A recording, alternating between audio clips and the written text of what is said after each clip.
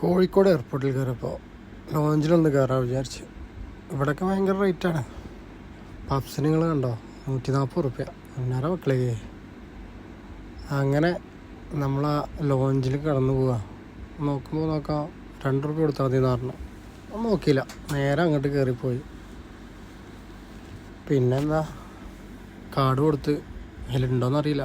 Okay പറഞ്ഞ് നേരെ food കഴിക്കാൻ. വിചാരിച്ച അത്ര സാധനങ്ങളൊന്നും പോരാ. പിന്നെ ബിരിയാണി ഉണ്ട്, ചിക്കനുണ്ട്, ഷെസ്വാൻ നൂഡിൽസാണ്. എന്താ അറിയില്ല, അള്ളാഹ്ക്കറിയാം.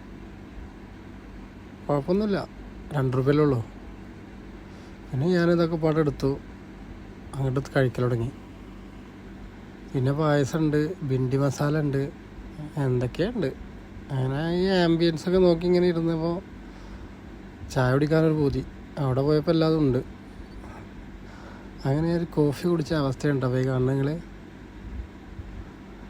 പിന്നെ കേക്ക് ഉണ്ട്, ജ്യൂസുണ്ട്. എന്തായാലും 2 റുപ്യക്കുള്ള മുതലുണ്ട്.